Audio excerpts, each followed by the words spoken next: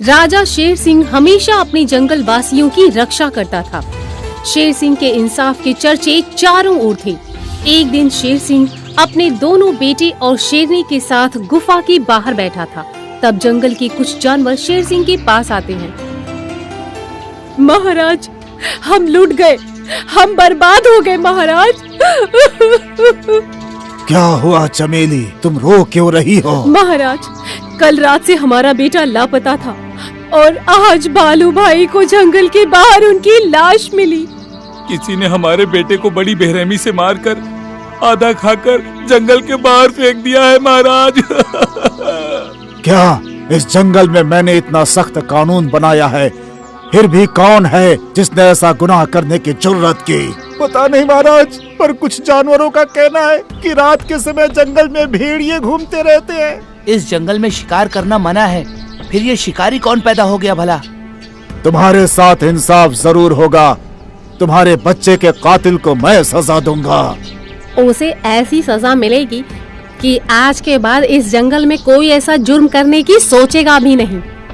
कल सुबह सभा बुलाई जाए। मंत्री चीता सिंह और बाघ सिंह जंगल में चारों ओर मुखबिरों की जाल बिछा दो। पता करो बच्चों की हत्याएं कौन कर रहा है। शेर सिंह का हुक्म सुनकर उसका बड़ा बेटा दिलावर सोचने लगता है। अब तक तो मैं ही छुप छुप कर मासूमों का शिकार कर रहा था, पर अब ये कौन आ गया जो मेरे शिकारों को खाए जा रहा है? शेर सिंह का बड़ा बेटा दिलावर एक बुरा शेर था। वो हमेशा अपने जंगल वासियों के बच्चों को छुपकर मारकर खा जाता था, जबकि छोटा बेटा भोला अपने पिता की तरह ही दयालु था। वो हमेशा अपने जंगल वासियों की रक्षा करता था। रात के समय दिलावर शिकार की तलाश में जंगल में जा रहा है। तभी अचानक उसकी नजर बल्लू बंदर पर पड़ती है। अच्छा, तो ये बंदर भी पिताजी का मुखबिर है। इस समय शिकार करना ठीक नहीं होगा। कुछ दिन बीत जाने देता हूँ ताकि किसी को मुझ पर शक न हो। तभी बल्लू बंदर वहाँ आ जाता है। युवराज, आप और इस वक्त यहाँ पर? मुखबिर से अचानक हुए इस सवाल से दिलावर सहम जाता है। फिर अपने आप को संभालते हुए वो बोला, कातिल को पकड़ना मेरा ही तो फर्ज है। मैं भी कातिल की तलाश में यहाँ पर आया हूँ। युवराज हो तो आप जैसा हो, हमें आप पर गर्व है युवराज। अपनी तारीफ सुनकर दिलावर अपनी गुफा में चला जाता है। तभी जंगल में शाकाल भेड़िया आता है। कल हिरन के बच्चे को खाकर बड़ा मजा आया। चलो आज भी किसी के बच्चे को मारकर पार्टी बनाई जाए। चमेली के बेटे को शाकाल भेड़िए ने ही खाया था। शाकाल भेड़िया भी दिलावर की तरह चुपके से जंगल वासियों को मारकर खाता था। शाकाल भेड़िया जब जंगल में शिकार तलाश रहा होता है, तब ऊंचे पेड़ पर बैठा शेर सिंह का जासूस बाज पक्षी भेड़िए को देख लेता है। ये भेड़िया इस समय जंगल में क्या कर रहा है? कहीं ये वही हत्यारा तो नहीं जिसकी हम तलाश कर रहे हैं? तभी शाकाल भेड़िया एक खरगोश के घर में घुस जाता है। खरगोश के बच्चे को पकड़कर अपने साथ लेकर जाता है। ये देखकर बाज दंग रह जाता है। इसका मतलब ये भेड़िया ही जंगल वासियों को मार रहा है। सुबह होते ही ये बात मुझे महाराज को बतानी होगी। अगले दिन सवेरे खरगोश अपने बेटे के लापता होने से शेर सिंह के पास आकर रोते हुए फरियाद करता है। महाराज, कल रात से ही मेरा बेटा गायब है महाराज। कुछ कीजिए महाराज, वरना मैं बर्बाद हो जाऊंगा। महाराज, कल रात खरगोश के बेटे को शाकाल भेड़िया उठाकर ले गया है। मैंने अपनी आंखों से देखा है। तो क्या हमारे जंगल वासियों को शाकाल भेड़िया मार रहा है? शाकाल भेड़िए की इतनी हिम्मत! साथियों, शाकाल भेड़िए को पकड़कर यहाँ लाओ। शेर सिंह के सिपाही भेड़िए के इलाके में जाकर शाकाल भेड़िए को पकड़कर शेर सिंह के पास में लेकर आते हैं। ये लीजिए महाराज, ये रहा आपका गुनहगार। कहिए तो इसकी बोटी बोटी काट दूं महाराज। तभी वहाँ शाकाल के माता पिता आ जाते हैं। ठहरो, मेरा बेटा कोई हत्यारा नहीं है जो बोटी बोटी काट दोगे। मेरे बेटे को पकड़कर यहाँ क्यों लाए हो शेर सिंह? तुम्हारा बेटा जंगल के मासूम बच्चों को मार कर खा रहा है, इसलिए उसे कुछ ही देर में सजा सुनाई जाएगी। मैं हाथ जोड़ती हूँ, मेरे बेटे को सजा मत दीजिए। मेरे बेटे को माफ कर दीजिए महाराज, ये दोबारा अपराध नहीं करेगा। इसे एक मौका दे दीजिए। इसे कोई मौका नहीं मिलेगा, इसे भी वही सजा मिलेगी जो दूसरे गुनहगारों को मिलती आई है। बाज, शाकाल भेड़िए की दोनों आंखें फोड़ दो। शेर सिंह का हुक्म मिलते ही बाज अपनी नोकीली चोंच से वार करके शाकाल भेड़िए की दोनों आंखें फोड़ देता है। हाथी, शाकाल भेड़िए के दोनों हाथों को उखाड़ कर फेंक दो। हाथी अपनी सूंड से शाकाल भेड़िए के दोनों हाथों को उखाड़ कर फेंक देता है। शाकाल भेड़िया तड़प तड़प कर मर जाता है। ये देख सारी जंगलवासी खौफ में आ जाते हैं। अगर किसी ने मेरे जंगलवासियों को हानि पहुंचाने की कोशिश की तो उसका भी यही हश्र होगा। शाकाल की सजा को देखकर दिलावर मन ही मन में डर जाता है। शिकार करने की सजा तो बड़ी ही खतरनाक है, फिर भी मैं तो चुपके चुपके शिकार करता ही रहूंगा, क्योंकि मैं तो युवराज हूँ और मुझ पर कोई शक नहीं कर सकता। एक तरफ दिलावर चुपके से शिकार करने की सोच रहा था, तभी दूसरी ओर जिम्मी भेड़ी भी रोते हुए कहती है, मेरे बेटे को सजा देकर तूने अच्छा नहीं किया शेर सिंह। तुझे हमारी बद्दुआ लगेगी, देख लेना। अपने बेटे की मौत से दुखी होकर झुमरू अपनी पत्नी को लेकर वहाँ से चला जाता है। महाराज, आपका न्याय तारीफ के काबिल है। जब तक आप ऐसे ही न्याय करते रहेंगे तब तक कोई भी अपराध करने के बारे में अब सोचेगा भी नहीं। सभा खत्म होते ही सभी प्राणी अपने अपने घर चले जाते हैं। भेड़िए के मरने के बाद कुछ दिन तक किसी के मरने की खबर नहीं आती है। तभी एक रात दिलावर चुपके से जंगल में शिकार करने जाता है। काफी दिनों से मैंने किसी का भी शिकार नहीं किया, मगर आज किसी भी बच्चे को मारकर मैं खा जाऊंगा। शिकार की तलाश में दिलावर भेड़िए के इलाके में चला जाता है, जहाँ एक भेड़िए का बच्चा खेल रहा होता है। उसे देखकर सोचता है, अरे वाह, ये भेड़िए का बच्चा तो कितना खूबसूरत है। चलो मैं आज इसे ही खा लेता हूँ। दिलावर तेजी से भेड़िए के बच्चे को पकड़कर खाने लगता है। तभी शाकाल की माँ वहाँ आ जाती है। कोई मेरे बच्चे को बचाओ, मेरे बच्चे को बचाओ, शेर इसे मार देगा, कोई बचाओ। जिम्मी की आवाज सुनकर सारे भेड़िए वहाँ आ जाते हैं। ये तो दिलावर है, शेर सिंह का बेटा। इसी ने नन्हे बच्चे को मारा है, इसे छोड़ना मत भेड़ियों, पकड़ लो इसे। सारी भेड़िए मिलकर दिलावर को रंगे हाथ पकड़ लेते हैं और सुबह होते ही उसे शेर सिंह के सामने पेश किया जाता है। महाराज, बच्चे की हत्या करने पर आपने मेरे बेटे को मौत की सजा सुनाई थी। अगर यही अपराध आपके बेटे ने किया हो तो उसे भी आप यही सजा देंगे? क्या किया है मेरे बेटे ने? आपका बेटा एक मासूम बच्चे को मारकर खा गया है। दिलावर, क्या ये सच बोल रहे हैं? नहीं पिताजी, ये सब झूठ बोल रहे हैं। झुमरू, मेरा बेटा गुनहगार है, ऐसा कोई सबूत है तुम्हारे पास? इसने कोई सबूत नहीं छोड़ा है महाराज, बच्चे को मारकर खा ही गया। बिना सबूत मैं इसे सजा नहीं दे सकता। एक सबूत है महाराज। हाँ महाराज, मैंने इसे शिकार करते हुए अपनी आंखों से देखा है। और हम सबने इसे रंगे हाथों पकड़ा है महाराज। ये सब झूठ बोल रहे हैं पिताजी। आपने इसके बेटे को मौत की सजा सुनाई थी ना, इसीलिए ये मुझ पर झूठा इल्जाम लगाकर बदला लेना चाहते हैं। सिर्फ भेड़ियों की गवाही पर मैं दिलावर को सजा नहीं दे सकता। क्या यही आपका न्याय है महाराज? दिलावर खुद का बेटा है, इसीलिए अब हमें न्याय नहीं मिल सकता। सारे भेड़िए मायूस होकर वहाँ से चले जाते हैं, परंतु शेर सिंह को चैन नहीं। रात के वक्त नींद में शेर सिंह सोचता है, दिलावर मेरा बेटा है तो क्या हुआ, अगर वो हत्यारा है तो उसे सजा मिलनी ही चाहिए। वारदात की तह तक जाकर सबूत मैं लाऊंगा। अगले दिन सुबह शेर सिंह अपने गुप्तचरों को बुलवाता है। साथियों, मेरा बेटा गुनहगार होने के कारण किसी ने मेरे इंसाफ पर तोहमत लगाई है, इसलिए तुम्हें कुछ भी करके सबूत जुटाने होंगे। अगर दिलावर हत्यारा है तो उसे सजा मिलनी ही चाहिए। आप चिंता ना करें महाराज, हम सच्चाई सामने लाकर ही रहेंगे। शेर सिंह के सारे गुप्तचर सबूत की तलाश में लग जाते हैं। तभी बाज हत्या की जगह पर एक पेड़ पे बैठे उल्लू से पूछताछ कर रहा होता है। तब उल्लू कहता है, दिलावर को हत्या करते हुए मैंने अपनी आंखों से देखा है। क्या तुम यही बात शेर सिंह के सामने कह पाओगे?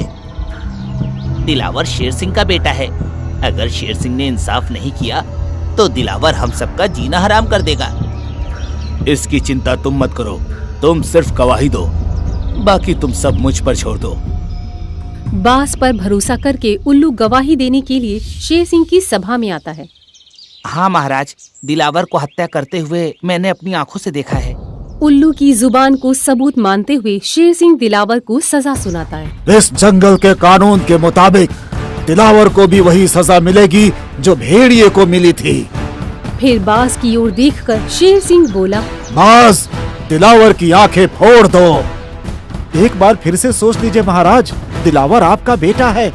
न्याय के तराजू में ना कोई बेटा होता है और ना ही कोई रिश्तेदार होता है, सिर्फ इंसाफ होता है।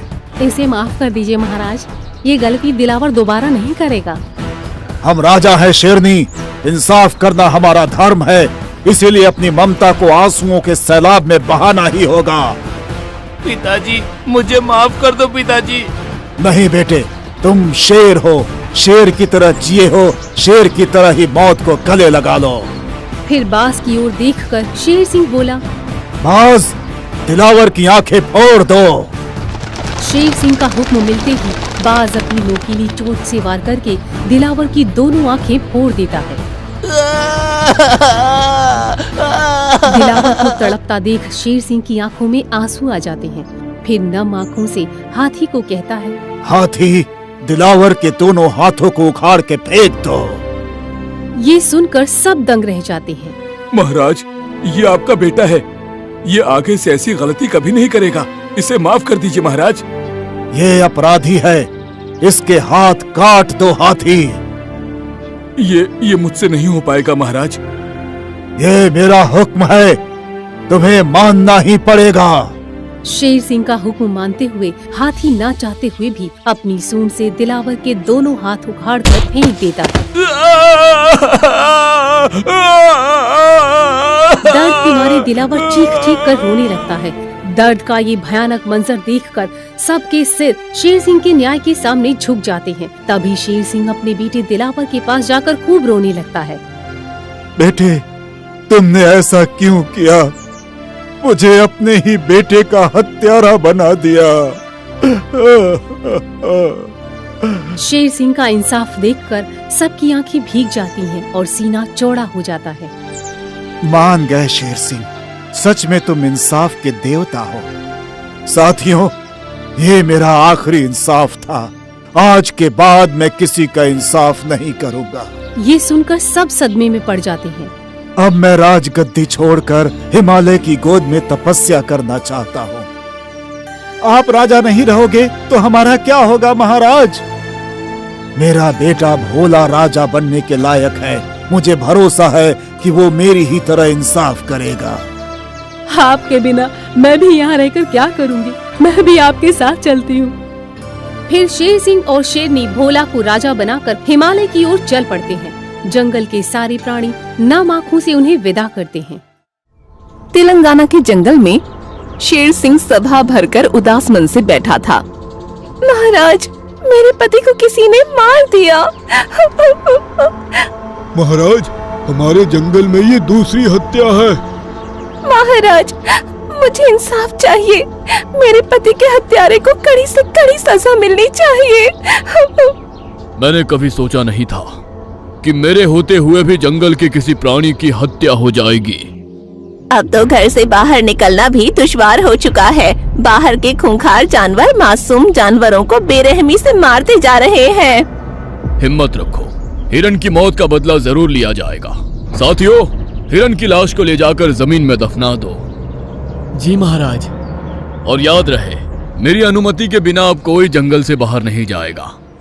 जंगल में लगातार 2 हत्याएं देखकर शेर सिंह परेशान हो चुका था। वो सोचता है, आखिर कौन है जो मेरे जंगल वासियों को मार रहा है? मुझे इस बात का पता लगाना ही होगा। कुछ दिन बाद एक रोज शेर सिंह जंगल में जा रहा था। तब रास्ते में उसे एक आवाज सुनाई देती है।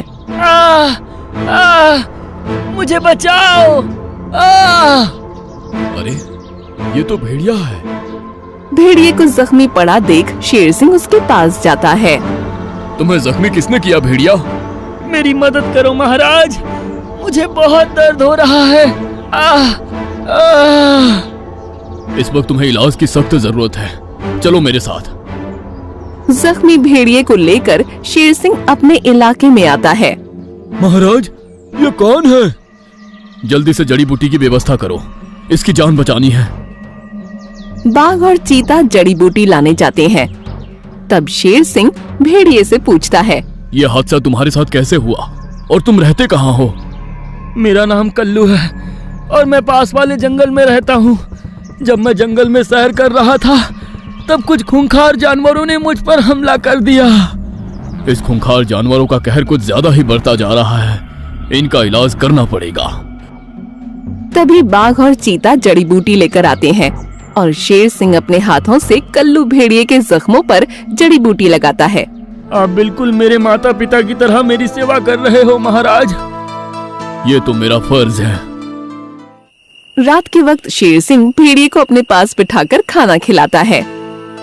देखो, जरा भी शर्माना नहीं, पेट भर के खाना खा लेना। मैं अजनबी हूँ, फिर भी आप मेरी कितनी सेवा कर रहे हो। इस वक्त तुम घायल हो और घायल की सेवा करना मेरा कर्तव्य है। ऐसे ही शेर सिंह कल्लू भेड़िए के ठीक होने तक उसकी सेवा करता रहा। अब कल्लू पूरी तरह से ठीक हो चुका था। महाराज, आपने मुझ पर बहुत बड़ा एहसान किया है, मैं आपका यह एहसान कभी नहीं भूलूंगा। God bless you. मैं प्रार्थना करता हूँ कि तुम जहाँ भी रहो सुरक्षित रहो। शुक्रिया महाराज। भेड़िया वहाँ से चला जाता है। ऐसे ही कुछ महीने बीत जाते हैं और एक दिन सारे प्राणी शेर सिंह से कहते हैं, महाराज, जंगल में पानी की कमी हो रही है, हमें पानी की तलाश शुरू कर देनी चाहिए। हाँ, अगर सही वक्त आने पर पानी नहीं मिला तो बहुत बड़ी समस्या हो सकती है। मगर ऐसी अवस्था में किसी को बाहर भेजना खतरे से खाली नहीं है। लेकिन पानी की व्यवस्था तो करनी पड़ेगी ना। हाँ, लेकिन पानी की तलाश करने जंगल से बाहर मैं खुद जाऊंगा, क्योंकि मैं नहीं चाहता कि अब कोई भी प्राणी उन खूंखार जानवर का शिकार बने। लेकिन हम आपको अकेले बाहर नहीं जाने देंगे, हम भी आपके साथ चलेंगे। नहीं चीते, पानी खोजने जंगल के बाहर मैं अकेला ही जाऊंगा। जंगल से बाहर जाना खतरे से खाली नहीं है। शेर सिंह पानी की तलाश में जंगल से बाहर जाने के लिए चल पड़ता है। यहाँ तो दूर दूर तक पानी नहीं है, अब पानी कहाँ ढूंढूं? शेर सिंह आगे बढ़ रहा था, तभी उसे दूर सामने एक शेरनी जख्मी अवस्था में पड़ी दिखाई देती है। ये तो शेरनी है, लगता है इस पर भी किसी ने हमला कर दिया है। शेर सिंह घायल शेरनी के पास आता है। कौन हो तुम और ये चोट तुम्हें कैसे लगी? मुझ पर कुछ भेड़ियों ने हमला कर दिया था। क्या तुम्हें पता नहीं ये इलाका खतरनाक है? मैंने कुछ ऐसा सुना तो था। फिर तुम अपने जंगल से क्यों आई हो? इस दुनिया में मेरा कोई भी नहीं है, इसलिए मैं किसी सुरक्षित स्थान की तलाश में यहाँ आई हूँ। अगर ऐसी बात है तो तुम मेरे साथ मेरे घर चलो, इस इलाके में रहना सुरक्षित नहीं है। शुक्रिया। फिर शेर सिंह शेरनी को अपने जंगल में लेकर आता है। तुम जितने दिन चाहो उतने दिन यहाँ रह सकती हो। धन्यवाद शेर सिंह। तुम गुफा में आराम करो, मैं तुम्हारे भोजन की व्यवस्था करता हूँ। फिर शेर सिंह गुफा से बाहर आकर अपने साथी चीते और लोमड़ी को खाना लाने भेजता है। शेर सिंह मेरे जाल में फंस चुका है। मैं जिस मकसद से यहाँ आई हूँ, अब मैं उस काम को अंजाम देती हूँ। कुछ देर बाद शेर सिंह खाना लेकर गुफा में आता है। लो शेरनी, इसे खा लो। तुम मेरी कितनी परवाह करते हो, मैं आपका यह एहसान कब उतार पाऊंगी? ऐसा बोलकर मुझे शर्मिंदा मत कीजिए, ये तो मेरा फर्ज है। इसी तरह शेर सिंह और उसके साथी शेरनी की दिन रात सेवा करने लगे।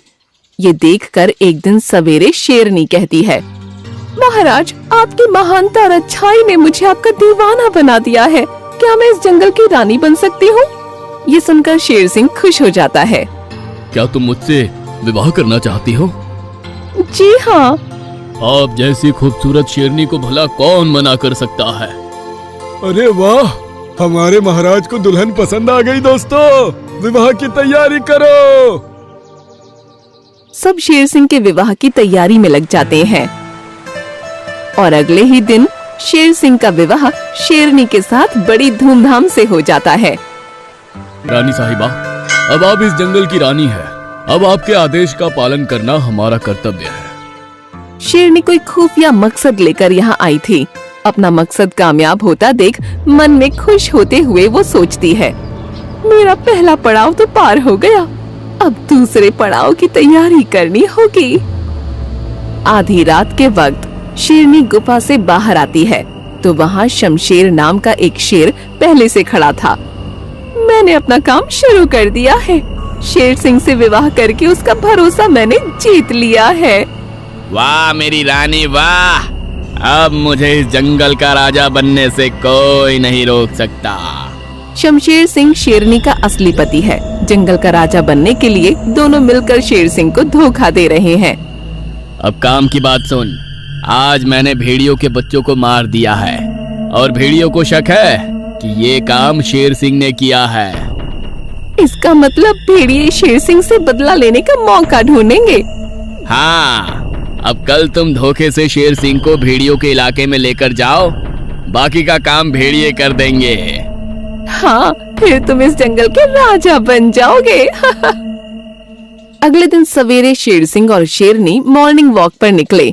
तब शेरनी कहती है, महाराज चलिए ना, आज किसी नई जगह मॉर्निंग वॉक पर चलते हैं।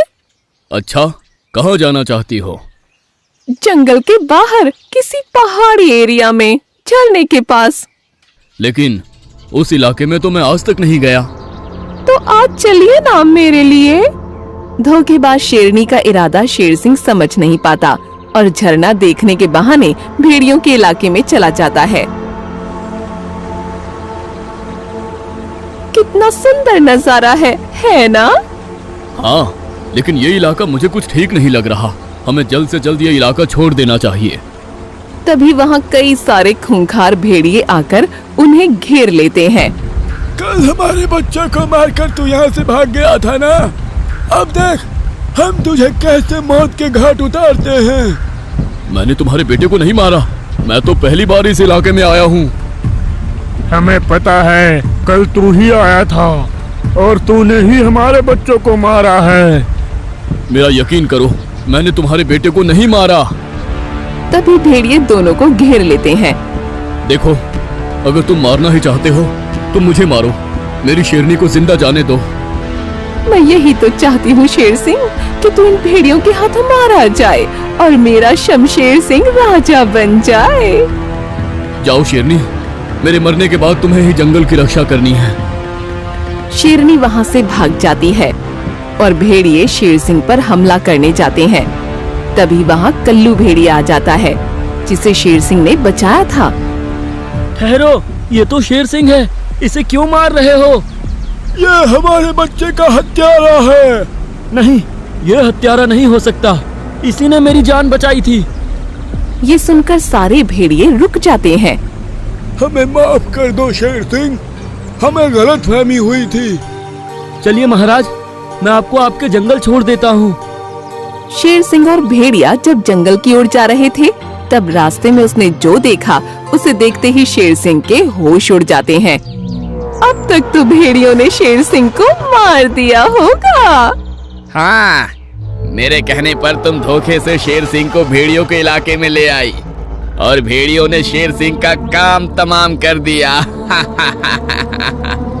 अब तुम्हें राजा बनने से कोई नहीं रोक सकता पतिदेव। ये सुनकर शेर सिंह दंग रह जाता है। गद्दार शेरनी, तेरे पति को राजा बनाने के लिए मुझे इतना बड़ा धोखा दिया। आप कहें तो इन्हें यहीं जान से मार दूं महाराज। नहीं दोस्त, मौत की सजा देकर मैं इसे आसान मौत नहीं मारना चाहता, मैं इन्हें तड़पा तड़पा कर मारना चाहता हूँ। ठीक है, तो आज से आपको अज्ञातवास में रहना होगा। शेरनी को पता नहीं चलना चाहिए कि आप जिंदा हो। अगले दिन शेरनी और शमशेर सिंह सभा भरकर शेर सिंह के मारे जाने की खबर सुनाते हैं। जंगलवासियों, मुझे ये बताते हुए बड़ा अफसोस हो रहा है कि शेर सिंह अब इस दुनिया में नहीं रहे। क्या? ऐसा नहीं हो सकता। उन्हें किसने मारा? हम उनका खून पी जाएंगे। उन्हें भेड़ियों ने मेरी नजरों के सामने ही मार गिराया। क्या सच में अब हमारे राजा इस दुनिया में नहीं रहे? हाँ, यही सच्चाई है। अब हमारा क्या होगा? अब इस जंगल की रक्षा कौन करेगा?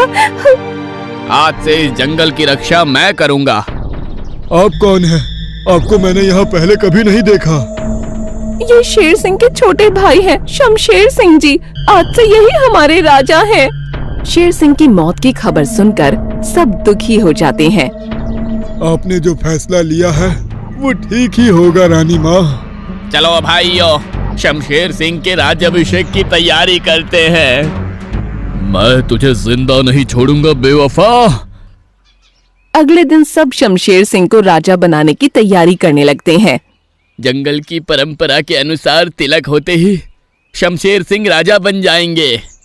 बंदर जैसे ही तिलक करने जाता है, तभी वहाँ शेर सिंह आ जाता है। ठहरो, शेर सिंह अभी जिंदा है। शेर सिंह को जिंदा देख शेरनी और शमशेर सिंह की हालत खराब हो जाती है। आप जिंदा हो महाराज? हमारे महाराज जिंदा है। ये कैसे जिंदा बच गया?